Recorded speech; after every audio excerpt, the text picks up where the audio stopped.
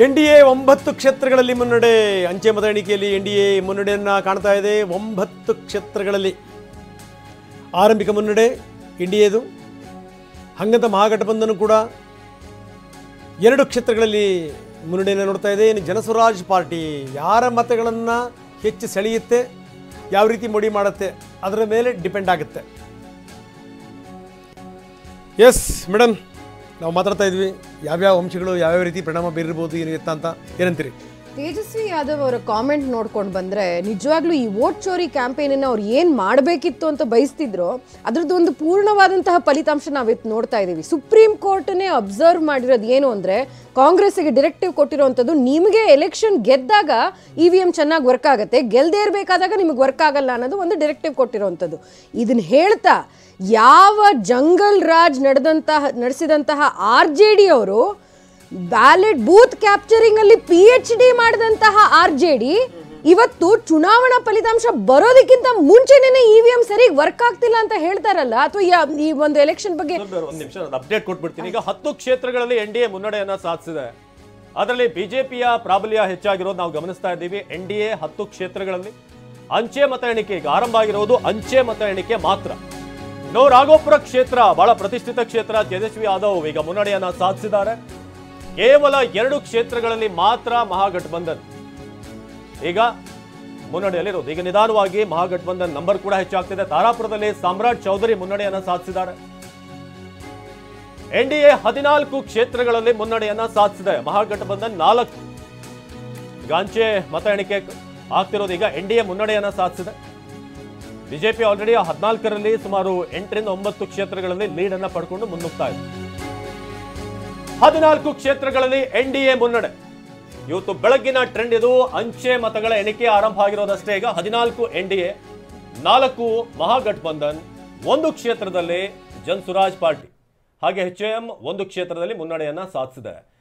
ಸುರ್ಭಿ ಅವರು ಹೇಳ್ತಾ ಇದ್ರಿ, ಈ ಆರಂಭಿಕವಾಗಿ ತೇಜಸ್ವಿ ಯಾದವ್ ಏನು ಹೇಳಿದ್ರು, ಆರಂಭದಲ್ಲಿ NDA ಪ್ರಾಬಲ್ಯ ಇರುವಂತಹ ಕ್ಷೇತ್ರಗಳ ಕೌಂಟಿಂಗ್ ಸ್ಟಾರ್ಟ್ ಆಗುತ್ತೆ, ಆ ಥರ ಒಂದು ಟ್ರೆಂಡ್ ಅನ್ನು ಕ್ರಿಯೇಟ್ ಮಾಡಲಾಗುತ್ತೆ ಅನ್ನೋದು ಅದಕ್ಕೆ ಪೂರಕವಾಗಿದೆಯಾ ಅಥವಾ ಇಲ್ಲ ಇದು ನ್ಯಾಚುರಲಿ ಅಲ್ಲ? ಎಲ್ಲ ಕ್ಷೇತ್ರಗಳು ಫೈನಲಿ ಕೌಂಟ್ ಆಗೇ ಆಗುತ್ತೆ. ಅವರು ಯಾವುದಾದ್ರೂ ಒಂದು ಎಕ್ಸ್ಕ್ಯೂಸ್ ಹುಡುಕ್ತಾ ಇದ್ದಾರೆ. ಯಾಕೆಂದ್ರೆ ಅವ್ರಿಗೆ ಗೊತ್ತಿದೆ ಯಾವ RJD ಬೂತ್ ಕ್ಯಾಪ್ಚರಿಂಗ್ ಮತ್ತೆ ಮತಚೋರಿನಲ್ಲಿ PhD ಮಾಡಿದಾರೋ, ಬೇರೆ ಯಾವ್ದ್ರಲ್ಲಿ PhD ಮಾಡಿದ್ದಾರೆ ಓದಿದ್ದಾರೆ ಮುಖ್ಯ ಆಗ್ತಾ ಇಲ್ಲ. ಇದರಲ್ಲಿ ವೋಟ್ ಚೋರಿನಲ್ಲಿ PhD ಮಾಡಿರುವಂತಹ RJD ಆ ಒಂದು ಸೈಂಟಿಫಿಕ್ ಸ್ಟೀಲಿಂಗ್ ಆಫ್ ವೋಟ್ಸ್ ಅಂತ ಶುರುವಾಗಿದ್ದು ಇಲ್ಲಿಂದನೇ, RJD ಅವರ ರೂಲಿನಂತಲೇ.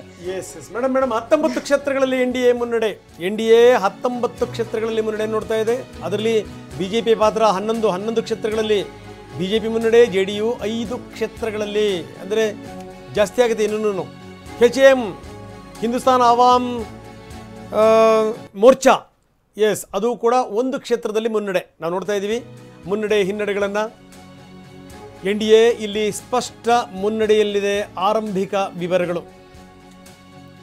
NDA ಈಗ 19ಕ್ಕೆ ಹೋಗಿದೆ, ಮಹಾಗಠಬಂಧನ್ 9ಕ್ಕೆ ಬಂದಿದೆ. ಆರಂಭದಲ್ಲಿ ಒಂದಷ್ಟು ಗೊಂದಲಗಳಾಗಿದ್ದು ನಿಜ. ಎಲ್ಲೋ ಒಂದು ಕಡೆಗೆ ಏನು ಅಂದರೆ ಮತ್ತೆ ಇವರು ಜಟಾಪಟಿ ಶುರುವಾಗ್ಬಿಡುತ್ತೇನೋ NDAನಲ್ಲಿ ಅನ್ನುವಂಥ ಮಾತಿತ್ತು. ಅದರಲ್ಲೂ ನಾಯಕರು ಅಮಿತ್ ಶಾ ಅವರನ್ನ ಭೇಟಿ ಮಾಡುವಂಥ ಸಂದರ್ಭದಲ್ಲಿ ಇಲ್ಲಿ ಎಲ್ಲವೂ ಕೂಡ ಸರಿ ಇಲ್ಲ NDAನಲ್ಲಿ ಅಂತ ಹೇಳೋದಂಥ ರೀತಿ ಇತ್ತಲ್ಲ, ಅದೆಲ್ಲವೂ ಕೂಡ ಏನಾಗುತ್ತೆ ಅಂತ. ಜೊತೆಗೇನು ಅಂದರೆ ಒಂದು ಕಡೆಗೆ ಈ ಪಾಸ್ವಾನ್ ಮಗ JDU ಎಲ್ಲೆಲ್ಲ ಅಭ್ಯರ್ಥಿಗಳಿದ್ದಾರೆ ಅಲ್ಲೆಲ್ಲ ಅಭ್ಯರ್ಥಿಗಳನ್ನು ಘೋಷಣೆ ಮಾಡಿದ್ದು, ಇವೆಲ್ಲವೂ ಕೂಡ ಗೊಂದಲಗಳಿತ್ತು. ಅದೆಲ್ಲದರ ಹೊರತಾಗಿನೂ ಕೂಡ ಅದೆಲ್ಲವೂ ಕೂಡ ಭಾಳ ಬೇಗ ಸರಿ ಮಾಡಿಕೊಂಡ್ರು.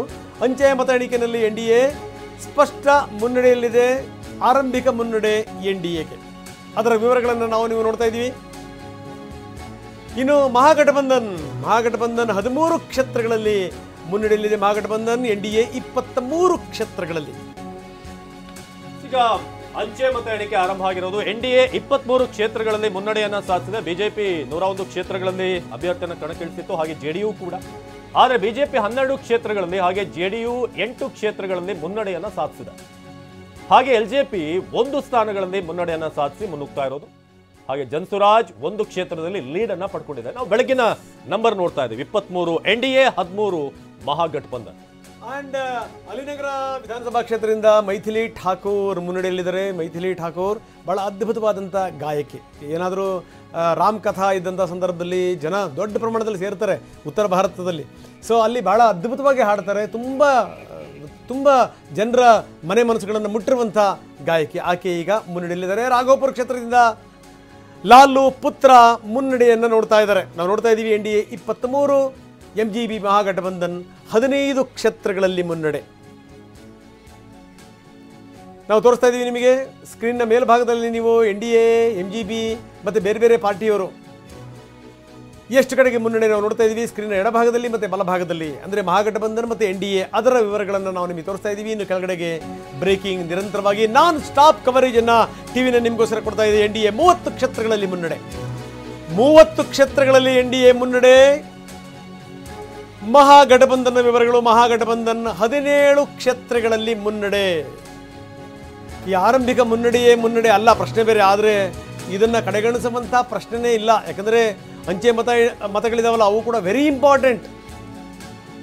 ಕೆಲವು ಸಂದರ್ಭಗಳಲ್ಲಿ ಜಯವನ್ನು ನಿರ್ಧಾರ ಮಾಡಿಬಿಡ್ತವೆ. ನಾವು ತೋರಿಸ್ತಾ ಇದ್ದೀವಿ NDA 30 ಕ್ಷೇತ್ರಗಳಲ್ಲಿ ಮುನ್ನಡೆ, ಮಹಾಗಠಬಂಧನ್ 17 ಕ್ಷೇತ್ರಗಳಲ್ಲಿ ಮುನ್ನಡೆ.